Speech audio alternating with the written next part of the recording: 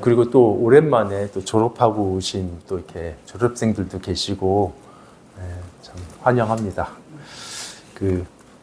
그리고 여러분, 아까 이제 장로님 광고하셨는데, 우리 친구 초청 집회 주제가 참 너무 마음에 들어요. 우리 리더들이 이렇게 같이 고심해서 정했는데, 러브 다이브, 그러니까 이 세상에 사랑이 이렇게 탁 왔잖아요. 다이브 했잖아요. 그런데 이제 또 우리들이 또 그 사랑 안으로 이렇게 들어가는 다이브가 있어야 되는데, 지금 그거 위해서 우리가 교회가 그냥 몇몇 사람으로 너무 귀한 열매를 몇몇 사람들만 맺는 게 아니라 전체가 다 맺었으면 좋겠거든요. 그러니까 여러분이 꼭 좀 같이 참여해서 했으면 좋겠습니다. 설교 전에 미리 말씀을 드리면, 오늘 설교는 좀 심판에 대한 내용입니다. 그래서 아마 듣기에 좀 불편하고 좀 마음이 어려울 수도 있어요. 근데 만약에 제가 여러분이 이제 듣기에 편한 설교는 하는데 이런 설교는 건너뛴다, 그렇다면 저는 여러분을 망치는 설교자예요. 의사로 치면 암이 발견됐는데 환자 마음 어려울까봐 그거 감추는 어리석은 의사와 같습니다. 그래서 혹시 오늘 설교가 좀 듣기 거북하더라도 이 말씀이 여러분 생명과 관계된 약이 되기를 바라는 마음으로 이제 설교를 할게요. 여러분, 각 나라마다 그 나라의 부패 정도, 정직 정도는 다 다르잖아요. 그렇죠? 그런데 아무리 정직하고 청렴하고 뭐 이렇게 공정한 나라라 할지라도 그 사회 안에 전부 다 선량한 사람들만 사는 건 아닙니다. 나쁜 사람들도 많아요. 그리고 또 반대로 부패 정도가 아주 심한 나라라고 해도 뭐 그러면 그 사람들 국민들은 다 악하냐? 그렇지 않아요. 그 안에도 선량하고 정직한 사람들도 많습니다. 그러니까 어딜 가나 착한 사람도 있고 거기에 또 나쁜 사람도 같이 있어요. 그렇죠? 그런데 오늘 본문에 나온 소돔이라는 도시는 조금 다릅니다. 전부 나쁜 사람들 뿐이에요. 그래서 하나님의 심판이 불가피한, 정말 심판이 불가피한 그런 도시입니다. 그래서 소돔 그러면 우리는 이제 어떤 도시, 성 이렇게 생각하기 쉬운데, 정확하게는 한 개 도시가 아니라 이게 우리나라로 치면 가야국 그러면요, 이게 무슨 대가야, 금관가야, 고령가야, 뭐 아라가야 많잖아요. 몇 개가 연합체잖아요, 그게.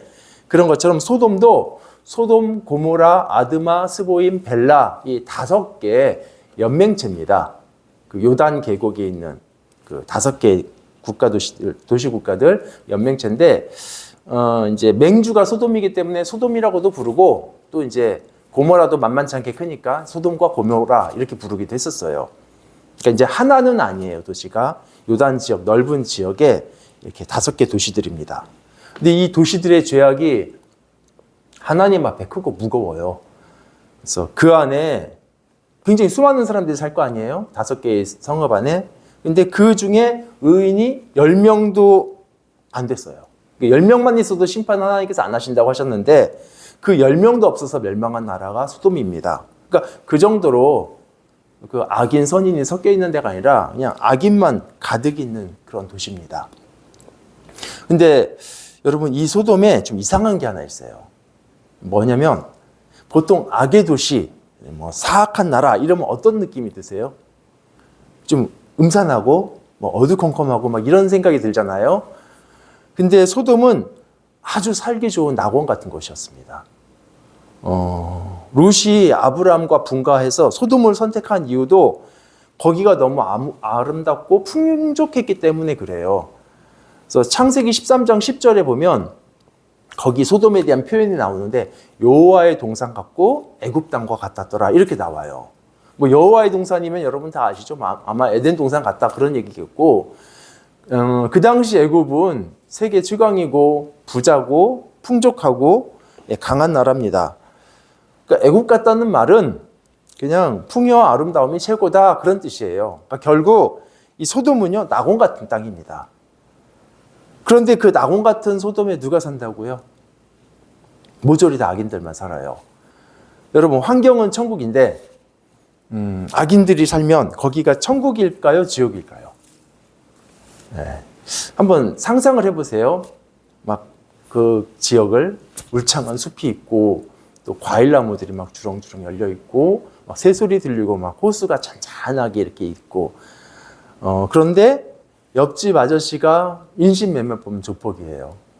막 앞집은 사이코패스 연쇄살인하고 어쨌든 동네 사람들 전부가 다 막 사기꾼이고 그러면 거기는요 천국 아니라 지옥입니다. 환경이 중요한 게 아니라 사람이 중요해요. 그래서 소돔 사람들이 그럼 얼마나 죄가 있길래 성경에서 그 일일이 열거는 않았는데 이제 그 악행을 보여주는 단적인 예가 하나 있어요. 그게 이제 우리가 읽은 본문 바로 앞에 나옵니다. 이제 19장이죠. 저녁에 바로 읽은 본문 앞이에요. 19장에 이제 저녁에 잘 곳이 없는 나그네 두 사람이 이제 있는데 롯이 그 사람들을 자기 집으로 초대해서 자게 해줍니다. 손님으로. 근데 이제 밤이 되니까 소돔성에 있는 사는 그 사람들이 전부 다 롯의 집 앞으로 모인 거예요.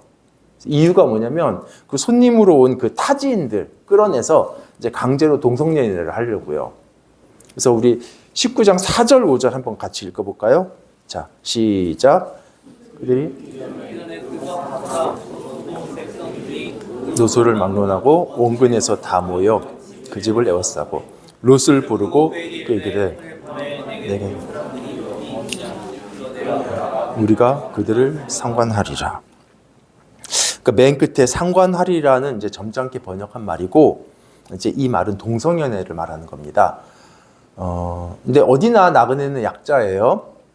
그러다 보니까 이제 롯의 집에 들어온 타지인을 강제로 이제 동네 사람들이 이제 동성연애 하려고 모였는데 4절을 이렇게 보신 대로 노소를 막론하고 원근에서 다 모였어요. 그러니까 애들부터 노인까지. 그리고 가까운 데 먼 데를 막론하고 다 모였습니다. 그러니까 도시 전체가 폭행과 음란과 더러움으로 가득 찼어요. 이제 이렇게 풍요롭고 아름다운 곳에 사는 소돔 사람들의 악행입니다. 그래서 하나님께서 결국 심판을 하셔요. 여러분, 풍요로움 자체는 하나님의 복이고요. 좋은 거예요. 그건 나쁜 거 아니에요. 좋은 겁니다. 그런 면에서 소돔은 하나님으로부터 더 많은 은총을 받은 거 사실입니다. 그런데 그렇게 많이 받았지만 심판으로 멸망할 만큼 악했습니다.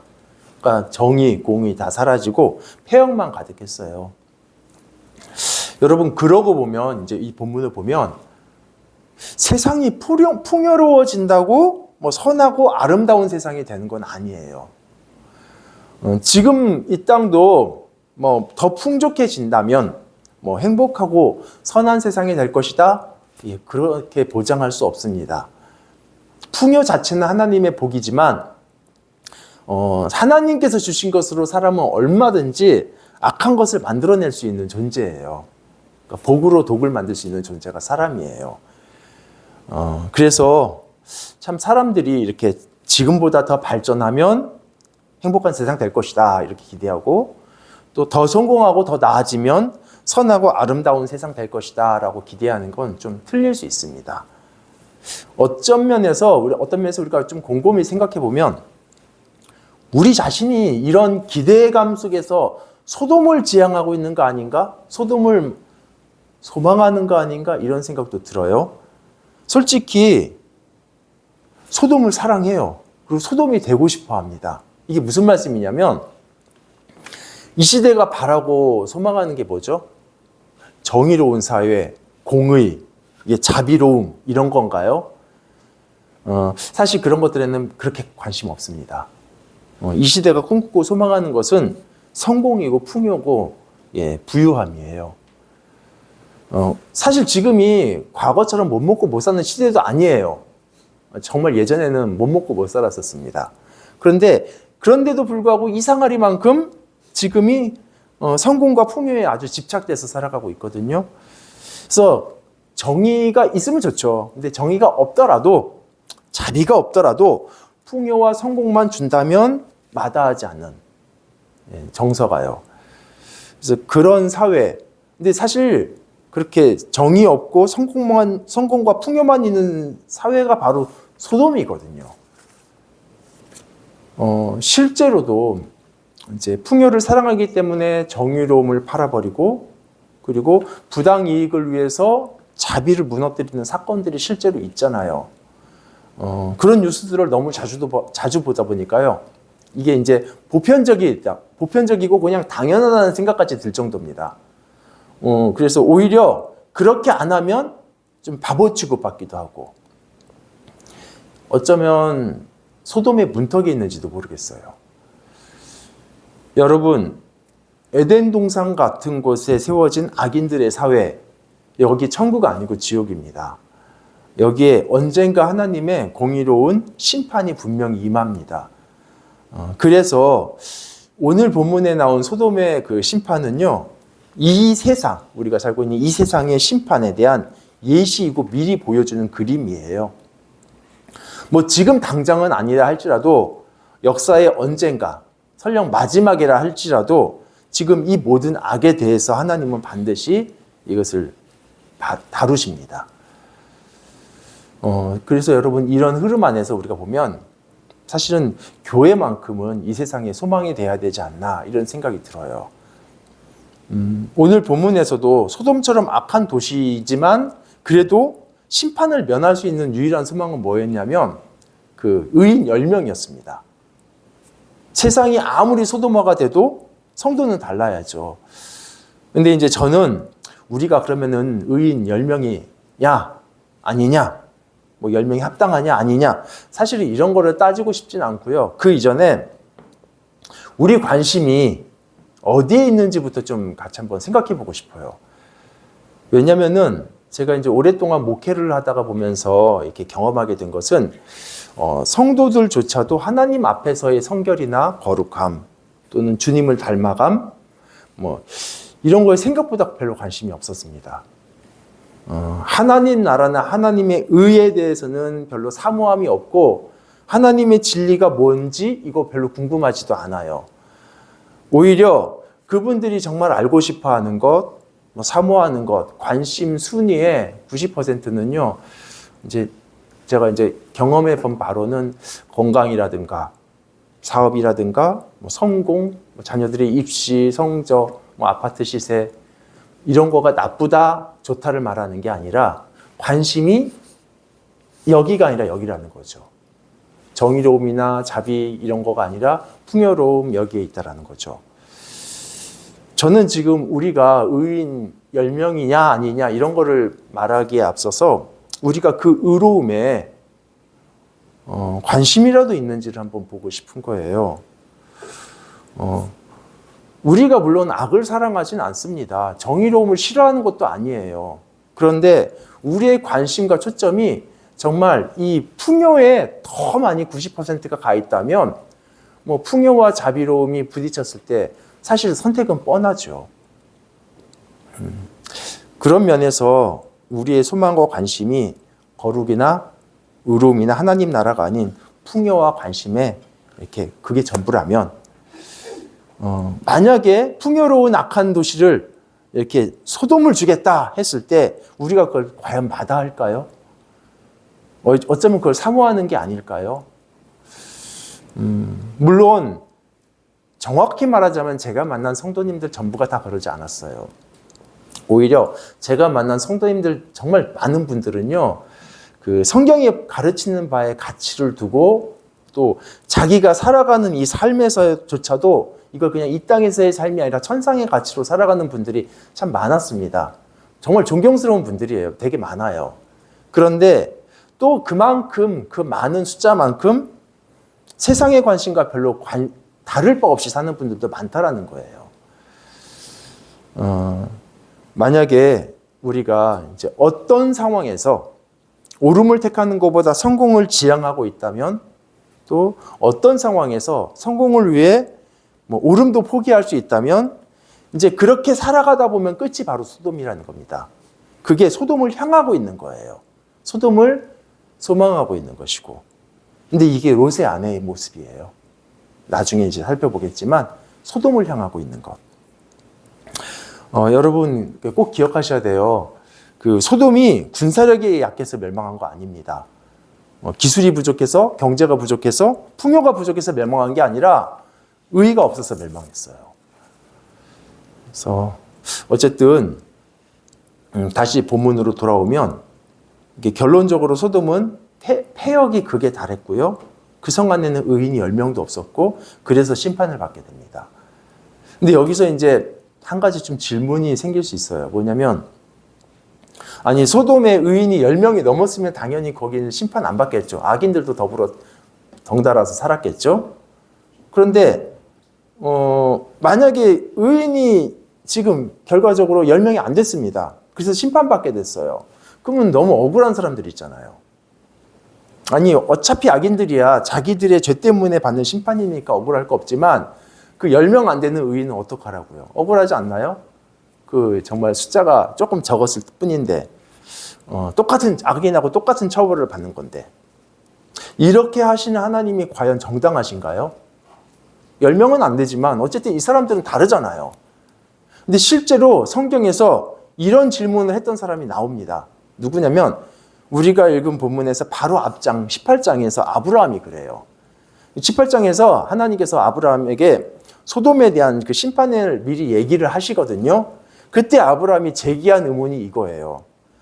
주께서 악인을 의인과 함께 멸하라 하시나이까? 의인을 악인과 함께 죽이심은 부당하오며 의인과 악인을 같이 하심도 부당하오니다. 세상을 심판하시는 이가 정의를 행하셔야 될 거 아닙니까? 굉장히 하나님을 대상으로 당돌하게 이렇게 아브라함이 얘기를 하죠. 아브라함이 이런 의문을 하나님께 제기하면서 요청을 했습니다. 뭐냐면 하나님 거기에 진짜 악해서 심판받아야 되지만 거기에 그래도 의인이 50명이라도 살고 있으면 그 다 같이 그냥 도매금으로 멸하실 건가요? 그래서 하나님께서 의인 50명이 있으면 내가 그 성 전체를 용서해 주겠다. 근데 이제 아브라함이 여기서 이제 딜이 들어가죠. 45명이면요. 그러니까 45명이면요라고 말 안 해요. 거기서 5명이 부족하면 5명 부족한 것 때문에 심판하실 건가요? 이렇게 물어봐요.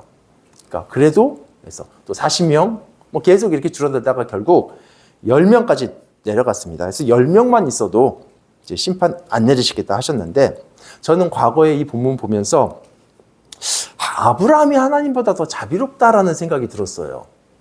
왜냐면 하나님은 막 소돔을 심판하시려 하고 아브라함은 어떻게 쓰든지 설득해가지고 심판 못 받게 하려고 하는 것 같기도 하고 그래서 근데 그렇지는 않더라고요. 이제 본문을 계속 보면 일단 아브라함이 우려했던 것처럼 하나님은 의인을 악인하고 똑같이 대우하지 않으십니다. 하나님은 공정하시기 때문에 심판을 행하시죠. 그런데 공정하시기 때문에 의인을 심판받게 두시지 않으세요. 건져내세요. 실제로 오늘 본문에서도 소돔의 의인이 10명이 없었어요. 그래서 멸망당합니다. 아브라함의 딜의 결과로는 그냥 멸망하면 끝이지만 하나님은 의인은 거기서도 건져냈어요. 소수의 의인은 롯을 건져내십니다. 그래서 유일한 의인 롯만큼은 건진받아요. 그래서 롯의 건진받음에 대해서 창세기에서는 아브라함을 생각하셔서 롯을 건지셨다라고 이렇게 표현을 해줍니다. 근데 또 베드로 후서에서는 롯 자신이 의인이기 때문에 건진받았다라는 각도로도 얘기를 해요. 한번 베드로 후서 2장 7절 8절인데 같이 읽어볼까요? 자, 시작.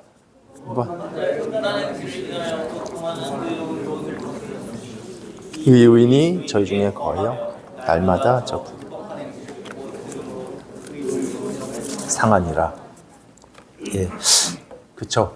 그리고 아브라함하고 하나님하고 이게 서로 간에 딜은 했지만 정작 서로가 그렇게 딜을 하는 이유가 달랐습니다.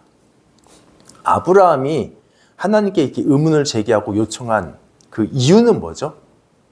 공정성이에요. 공정성. 아니 의인이 어떻게 악인하고 함께 심판받는 게 합당합니까? 그게 맞아요? 이게 아브라함 질문의 골자입니다. 그러니까 아브라함의 관심은요 악인들에게 있는 게 아니라 억울하게 죽게 될 의인들한테 관심이 있어요. 왜냐하면 거기 사는 자기 조카 롯만큼은 의인이거든요. 근데 그 의인이 악인과 함께 멸망당한다? 이거 너무 부당하다 이거죠. 즉 아브라함의 관심은 악인들에 대한 자비가 아니라 지금 억울하게 멸망받을 수 있는 그 의인, 그러면 안 된다라는 공정성에서 나온 요청입니다. 그런데 이 딜에 응답하시는 하나님의 관심은 뭐였을까요?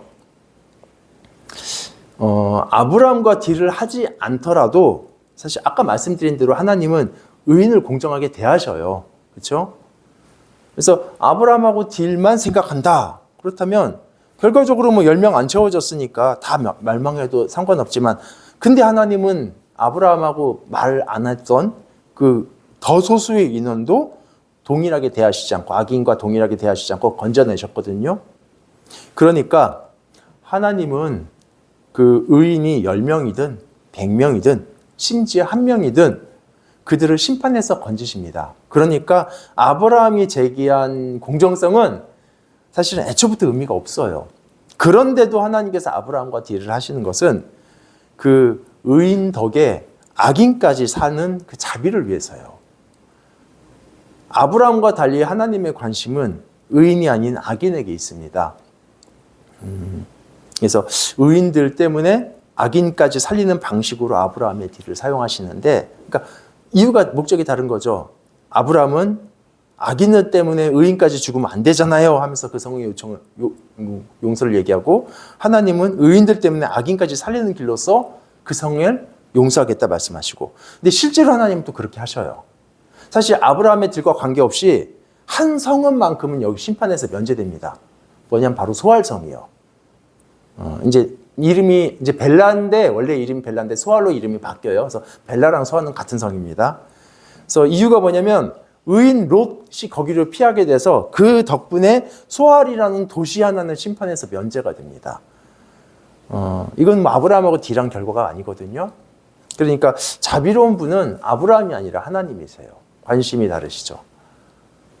근데 이제 남은 시간, 사실은 이제 여기서부터가 좀 중요하긴 한데, 소돔이 아니라 롯과 그의 가족들에게 대해서 좀 집중했으면 좋겠어요. 오늘 설교에서 좀 꼭 나누고 싶은 핵심인데, 어쨌든 의로운 롯 그리고 그에게 속한 사람들은 이제 구원의 대상이 됩니다.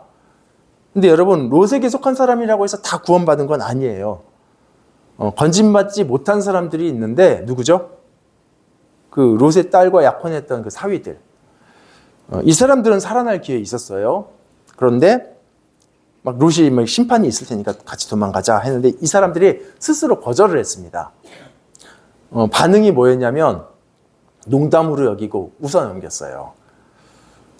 여러분, 롯이 뭐 이렇게 한번 설득해 보니까 딱 거절했어요. 그러니까 아예 포기하고 간 거 그거 같지는 않아요.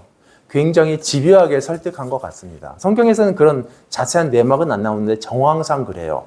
왜냐하면 이제 심판이 확정됐을 때, 그게 이제 4절에 이제 잠자리에 들기 전에 이 사람들이, 마을 사람들이 다 몰려왔잖아요. 그렇죠. 그리고 이런 일에 대해서 이제 심판이 확정됩니다. 그리고 롯에게, 사위들에게 피하라고, 이제 롯이 사위들에게 피하라고 이제 그때 말하기 시작하죠. 근데 사위들이 도통 믿지 않아요. 근데 그게 언제까지 롯이 떠나질 않았죠? 15절 보시면 동틀 때까지, 새벽녘까지 그렇게 있었어요. 그러니까 뭐 단 한 10분, 20분 만나본 게 아니에요. 아마도 뭐 그 긴 시간, 뭐 잘 때부터 그 새벽녘까지 그 긴 시간 전부를 다 사위들에게 썼다고 볼 수는 없지만 어쨌든 굉장히 많은 시간 썼을 텐데, 그런데 그렇게 끝까지 거절한 롯의 사위들은 스스로가 심판의 자리를 선택한 겁니다. 그럼 왜 롯의 사위들이 이런 간절한 경고를 무시했을까? 사실은 뭐 그게 상식적으로 무시했을 겁니다. 눈에 보이는 상황만 보면 정말 그렇거든요. 여러분, 그 소돔에서 눈에 보이는 걸 이렇게 참조하면 누구라도 심판이 있다고 생각할 수가 없어요. 심판의 조짐이 안 보입니다. 약간이라도 뭐 지진이라도 있던가, 아니면 뭐 하늘에 이상한 뭐 먹구름이 막 끼던가 이러야 되는데, 그 성은 심판이 온다고 믿기 어려울 만큼 천국 같은 곳이었어요. 여전히 아름다운 새소리 들리고 뭐 주변은 평온하고 공의한데 무슨 심판이요. 여러분, 롯이 그 나중에 소알로 도망가잖아요. 그 소알성에 도망해서 들어갈 때까지도 평온했습니다. 거기는. 그러니까 뭐 여기는 아무도 그 전에 사위들이 그 심판 얘기를 들을 때는 뭐 믿을 수가 없죠. 우리가 이제 오해하는 것 중에 하나는 롯이 막 도망가는 도중에 막 뒤에서 소돔성에 심판의 불이 내리고 막 이런 거로 이렇게 이해하기 쉬운데, 그 이유가 영화 탓도 있어요. 예전에 저도 이제 과거에 영화, 이제 소돔 멸망에 관한 영화를 본 적이 있었는데, 그때 이제 롯이 막 도망을 가는데요. 막 뒤에 소돔 성 안으로 막 불벼락이 떨어지고, 막 이런 심판의 굉음이 들리니까, 그런 롯의 아내가 그때 궁금해가지고 뒤돌아보다가 소금기둥 되고, 이제 그런 장면이었거든요. 근데 성경을 자세히 보면 그렇지 않아요. 하나님의 심판은 롯이 소알성에 도착할 때까지, 대피할 때까지 완전히 보류됐습니다. 그리고 나서 도착 끝나고 나서 심판이 시작됐어요. 갑자기. 그러니까 도망하는 도중에는 아주 평온한 거죠. 우리 22절을 같이 읽어보죠. 자, 뭐라고 되는지. 자, 시작. 그리로 속들이 도망하라. 내가 거기 여기 있다 때는 내가 아무 일도 할 수 없노라 하였더라. 그러므로 그 성 이름을 소알이라 불렀더라. 예, 그러니까 사위들에게 심판을 말하고 있을 때도 소돔은 여전히 평화로웠습니다. 좀 충분한 이해를 위해서 조금만 더 설명드리면, 아까 소돔이 하나의 도시가 아니라 5개의 도시들이라고 그랬죠. 그 요단 지역에, 넓은 지역에. 근데 이제 하나님의 심판은 그 성, 그 안에만 내리는 심판이 아니라 그 5성읍 전체와 그 주변 일대, 들판까지 다 엎어버리는 심판이었습니다. 지역에 대한 심판이었어요. 25절에 나와요. 그 성들과 온 들과 성에 거주하는 모든 백성과 땅에 난 것을 다 엎어 멸하셨다. 이렇게 나와요. 그래서 천사들도 롯에게 이 지역을 아예 떠나서 저 멀리 산으로 도망가라라고 얘기했어요. 여기 있으면 안 되거든요. 근데 너무 멀어요. 거기가 산에까지는. 그래서 롯이 간청합니다. 저기 벨라가 제일 작으니까 거기에만 심판을 좀 면제해달라. 저 정도면 내가 도망갈 수 있을 것 같다. 그래서 사실 거기도 악한 도시고 마땅히 심판받아야 되지만 이제 의인 롯이 거기로 들어갔기 때문에 심판이 면제됩니다. 그래서 결국 심판의 양상은 어떤 거였냐면 그 모든 도시들과 그 일대 들판 전체에 하나님이 심판이 쏟아지는 거예요. 어떤 성에만 이렇게 쏟아지는 게 아니라. 그리고 전체가 다 쏟아지는 와중에 소알성 하나만 마치 섬처럼 여기만 안전한 거예요. 거기만 이상. 주변은 다 심판이고. 그래서 만약에 롯이 도망갈 때 영화에 나온 것처럼 막 등 뒤에서 심판이 시작됐다? 그러면 들판에 있던 롯도 살아남지 못합니다. 그래서 천사가 절대 들에 머무르지 마라. 뒤돌아보지도 말고 소알로 들어가라. 그렇게 말했던 것이고, 왜냐면 거기까지도 이제 심판의 대상이니까. 그리고 그가 들어가자마자 이제 심판이 시작된 거죠. 그러니까 여러분, 롯이 사위들에게 심판을 말할 때, 또 심지어 나중에 심판을 피해 도망가고 있을 때도 소돔은 어땠다고요? 천국 같았다고요. 그때까지도. 아주 조용하고. 뭐 심판의 시일자가 없습니다. 그냥 다른 나라처럼 한가롭고, 그래서 유황불 떨어지는 소리가 아니라 시냇물 소리 나고, 그리고 막 이렇게 지독한 유황 냄새가 나는 게 아니라 시원한 숲속 향기가 났다고요. 그런데 갑자기 하나님의 심판이 임합니다. 그래서 사실은 사위들은 비웃었지만 롯이 옳았어요.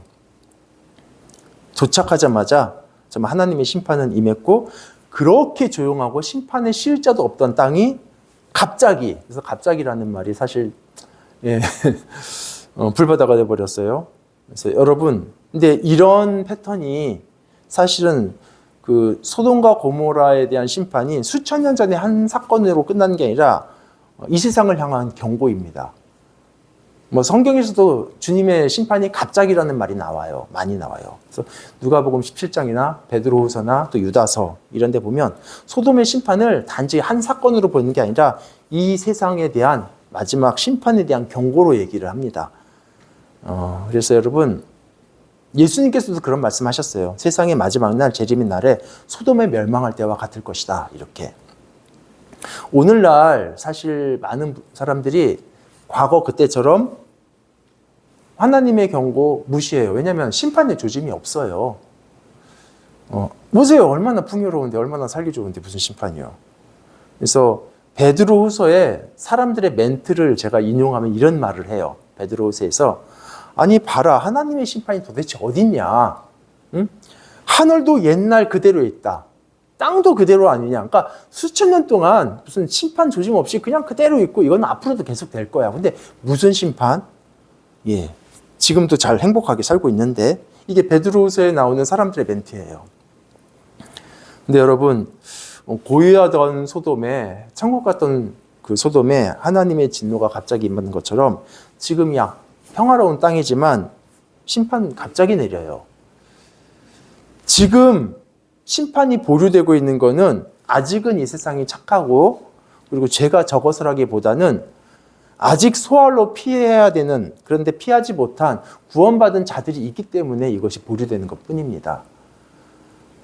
죄로 친다면 지금이 소돔보다 더 낫다 말하기 어렵습니다. 지금 심판하셔도 이상할 것 하나도 없는데, 그래서 심판이 확정된 소돔처럼 심판이 확정된 이 세상도 반드시 심판 임합니다. 여러분, 그래서 그 소돔에서 구원받은 롯이 마지막 날 세상을 심판할 때 구원받은 성도들을 예표를 해요. 그리고 롯이 피해서 들어간 소활성은 유일한 피난처인 예수를 예표를 합니다. 그래서 우리도 소돔성을 빠져나갔듯이 우리도 죄로부터 빠져나가야 되고, 또 소활로 들어갔듯이 피난처 예수께로 도망해야 됩니다. 만약에 아직 이렇게 있다가 심판의 소리를 듣게 된다면 이제 그때는 이미 늦어요. 만약에 소활에 도착하기 전에 뭐 천둥 소리를 들었다, 유황불 냄새를 맡았다, 그때는 이미 늦습니다. 진짜로 하나님의 심판이 있었네? 나 그렇게 생각 안 했는데, 그렇게 보고할 때는 이미 늦은 거라고요. 그래서 지금이 기회인 거죠. 근데 이제 여러분, 이 결정을 누가 대신 못 해준다는 거예요. 그 롯의 사위라 해도 롯이 간곡하게 설득하고 뭐 이렇게 권면을 할 수 있지만 대신을 심판 피하도록 결정은 못 해줍니다. 각자 스스로 결정해야 됩니다. 안타깝지만 그래요. 그래서 여러분 부모님이 아무리 신앙이 좋으셔도 구원은 여러분이 결정해야 되는 것이고, 또 반대로 여러분이 아무리 신앙이 좋아도 여러분의 가족을 대신해서 심판을 피하게 해줄 수가 없습니다. 어쨌든 이 롯의 사위들 같은 이런 사례들이 안 생겼으면 좋겠어요. 이제 끝으로 한 가지만 나누고 마치겠습니다. 그 멸망의 소돔에서 빠져나온 그 롯의 가족들은 이제 구원받았죠. 그런데 뭐 소돔 사람들, 그 경고를 무시했던 사위들은 멸망당했죠. 그렇지만 롯의 가족들이라고 해서 다 구원받은 것도 아니죠. 그 롯의 아내는 끝까지 못 가고 중간에 소금 기둥됐습니다. 천사가 미리 경고했죠. 들에 머물거나 뒤돌아보지 말아라. 소활성 들어가라. 근데 이제 영화에서 보면 막 딱 봤더니 갑자기 빛이 확 나면서 막 이렇게 소금으로 변했는데, 그때 어릴 때 좀 그거 보면서 무슨 메두사 얼굴을 보면 돌로 변하잖아요. 그래서 막 그런 건가? 소금으로 변하나? 이런 생각을 했었는데, 뭐 어쨌든 오래전 어릴 때 봤던 영화에서는 그랬었습니다. 롯의 막 가족들이 도망가죠. 근데 이제 그 영화에서는 아내가 좀 달리기가 빨랐어요. 앞에 갔었어요. 근데 이제 막 갑자기 뒤에서 막 천둥 소리가 나고 막 심판의 소리가 나니까 아내가 이렇게 소리가 나니까 궁금하잖아요. 그래서 뒤돌아 이렇게 딱 봤는데 그때 갑자기 몸에서 빛이 나면서 막 소금으로 변하더라고요. 그래서 마침 뒤따라오던 롯도 자기도 궁금해서 뒤돌아보려고 그러다가 앞에서 이렇게 되는 걸 딱 보고 이게 꾹 참고 그냥 앞으로만 다시 달려갔었습니다. 이제 영화에서는 그랬었는데, 사실 이거는 이제 영화는 본문을 좀 마법적으로 이해한 거 아닌가 그런 생각은 좀 들어요. 근데 본문 자세히 따져보면 그런 건 아니거든요. 우선 롯의 아내는 같이 도망가다가 가족들하고 중간에 소금 기둥이 된 게 아니에요. 같이 도망가다가 뒤를 돌아보니까 메두사 얼굴 본 것처럼 이렇게 소금 기둥이 된 건 아니라, 가족들이 전부 다 대피할 때까지 혼자 들에 머물러서 소돔 바라보다가 하나님께서 소돔과 그 들판 전체를 심판하실 때 그때 소금 기둥이 된 겁니다. 시점이 그래요. 그래서 롯과 그 딸들이 소활에 들어갔을 때 롯의 안에 어디 있었죠? 영화에서는 이미 소금 기둥이 되어 있었는데 그게 아니라 들에 머물러서 소돔을 향해서 이 물끄러미 바라보고 있었어요. 이런 내용이 한국말 성경으로는 사실 발견하기 어렵지만 이제 원어로 보면 조금 쉽게 확인되거든요. 이제 이스라엘 문법에는 우리나라 말에는 없는 그 와우 계속법이라는 표현법이 있습니다. 이제 이게 뭐냐면 사건들을 이게 시간 순서대로 한 덩어리로 묶어서 말할 때 이 사람들은 이렇게 시제를 뒤집어 가지고 와우를 붙여서 이렇게 하는 표현법이 있어요. 좀 특이하죠. 그러니까 쉽게 예를 들면 이런 노래 있잖아요. 우리나라에 아침에 일어나서 세수하고 뭐 밥을 먹고 가방 메고 인사하고 학교에 갑니다. 뭐 이런 유치원 때 배운 노래 있죠. 그게 이제 그런 거 표현할 때 이 사람들은 와우 계속법으로 표현을 해요. 연결된 일련의 행동일 때. 근데 24절부터 28절까지가 한 덩어리로 된 와우 계속법입니다. 그래서 요거에 맞게 이제 말씀을 드리면 롯이 소알에 들어간 후에 심판이 시작됐죠. 그래서 24절부터 심판이 시작됩니다. 그리고 25절에서 성과 온 들판과 생명체를 엎어버리셨어요. 그리고 26절에서 그때 롯의 아내는 들판에서 소금 기둥이 됩니다. 그 전이 아니에요. 그리고 이제 27절, 28절에서 아브라함이 나중에 소돔에서 연기 나오는 걸 보게 되죠. 이게 순서예요. 그러니까 정리하면 롯과 롯의 딸들이 소알에 들어갔고, 그리고 하나님의 심판이 내리고, 그때 온 들판을 엎어버릴 때 롯의 아내는 소금 기둥이 돼요. 그러니까 롯의 아내는 같이 도망하다가 어쩌다가 뒤쳐다봐가지고 이렇게 된 게 아니라 중간에 도망가기를 포기하고 들에 가족들 다 대피할 때까지 들에 머물러 버렸어요. 그리고 이게 소돔을 바라봅니다. 언제까지냐면 심판 내릴 때까지. 여기서 소돔을 이렇게 본다라는 이 단어가요. 그냥 이게 대충 이렇게 보는 게 아니에요. 성경에서 보통 본다 하면 라라는 말을 쓰는데 여기서 쓰는 거는 뭐 나바트라는 다른 단어입니다. 이건 뭐냐면 어떤 방향을 향해서 관심을 가지고 뚫어지게 보는 거. 이게 이제 나바트예요. 영어로는 그러니까 뭐 글랜스나 see 이런 거 아니고 이게 look 여기에 해당하죠. 그래서 영어 번역들도 대부분은 look back 이렇게 나오더라고요. 예. 근데 이제 사실은 그것도 나바트를 제대로 담지는 못해요. 제대로 담으려면 아마 게이즈 뭐 이렇게 쓰는 게 맞을 것 같아요. 그러니까 방향이 포함되고 관심을 집중해서 바라보는 게 나바트인데, 여러분 그 참고로 그 광야에서 불뱀이 물어가지고 백성들이 죽을 때 노뱀 들었던 사건 아시죠? 예, 이제 그때 쓰인 게 나바트입니다. 그래서 슬쩍 이렇게 보는 게 아니라 정말 살기 위해서 목숨 걸고 뚫어지게 응시하는 거, 이거예요. 그러니까 지금 롯의 아내는 달려가다가 어떻게 하다가 슬쩍 본 게 아니라 나바트는 달려가면서 할 수 있는 거 아니에요. 멈춰서 방향을 틀어서 거기에 향해야지 할 수 있는 겁니다. 그래서 아까 그 소돔을 향하고 있는 거, 이제 우리의 관심이 지금 어디를 향하고 있느냐 그 말씀드렸을 때 롯의 아내랑 좀 비슷한 게 너무 좀 위험하다는 겁니다. 롯의 아내가 나바트한 그 소돔은요, 불타고 있는 소돔이 아니라 태양빛에 반사되는 정말 아름다운 소돔이었어요. 아니 그걸 어떻게 버리고 와요? 그러다가 이제 함께 심판받아 소금 무더기가 된 거죠.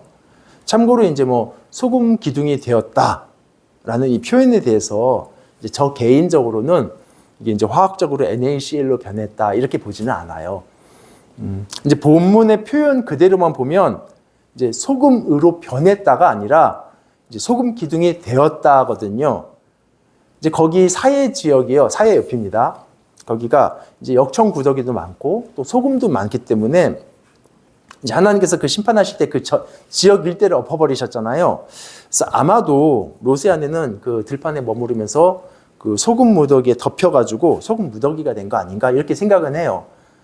그러니까 이제 소금 기둥이 되었다라는 말을 그러니까 소금 기둥이라는 말을 소금이 쌓여서 이렇게 생긴 무더기를 이렇게 볼 수 있다면 소금이 덮여서 기둥이 된 상황에도 이제 소금 기둥이 됐다라고 말할 수 있겠죠. 그러니까 화학적으로 소금으로 꼭 변해야 되는 건 아니고 물리적으로 소금 기둥이 된 거예요. 뭐 성경에서는 사실은 그냥 소금 기둥이 되었다라고만 말하니까 구체적인 설명이 없으니까 화학적으로 소금으로 변했다 해도 뭐 맞을 수 있어요. 물리적으로 소금이 덮여서 소금 기둥이 됐다 해도 맞을 수 있어요. 근데 저는 그냥 정황상의 추론인 거죠. 뭐 정황상의 추론. 그리고 별로 중요한 것도 아닙니다. 이게 화학적이든 물리적이든 그게 중요한 게 아닙니다. 근데 중요한 건 뭐냐면 롯의 아내처럼 되면 안 된다는 얘기예요. 그건 중요해요. 함께 소돔을 빠져나왔는데 같이 소아를 향해 달렸는데 왜 중간에 멈췄냐고요. 왜 나바트 하냐고요, 거기를.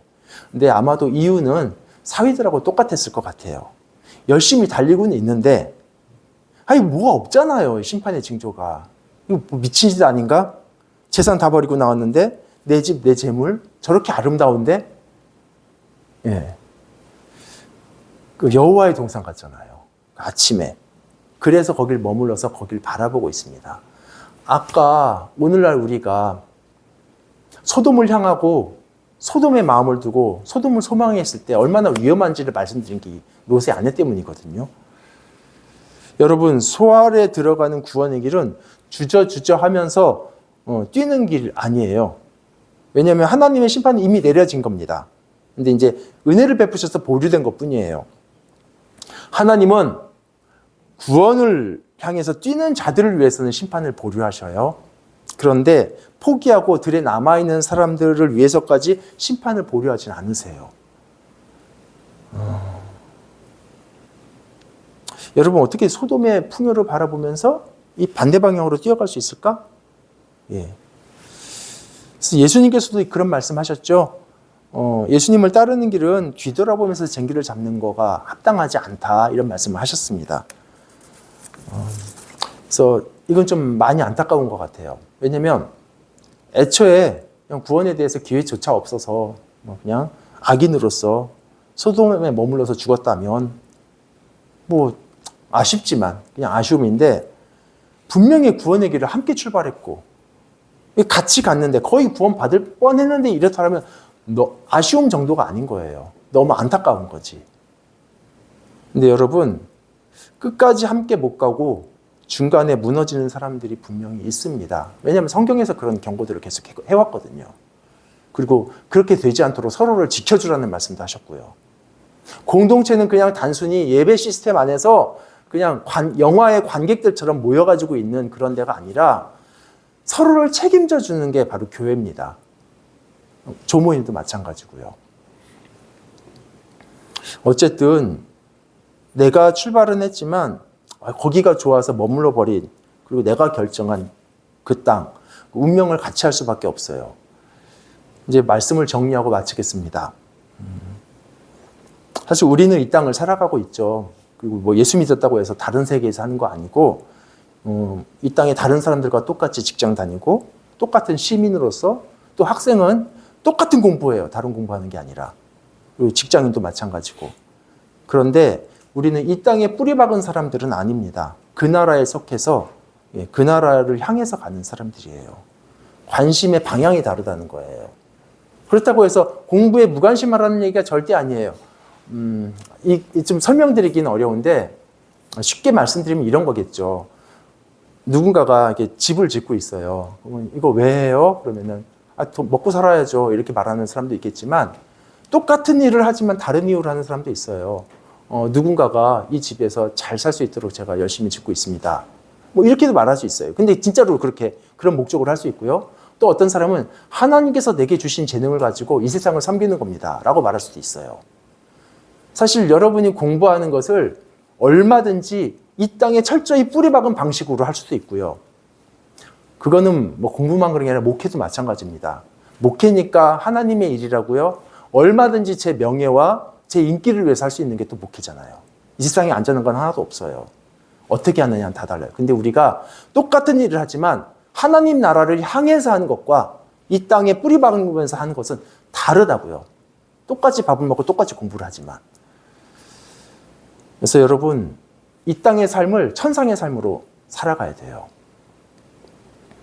그리고 여러분, 이 땅의 풍요에 마음 뺏기면 임박한 심판을 잊게 됩니다.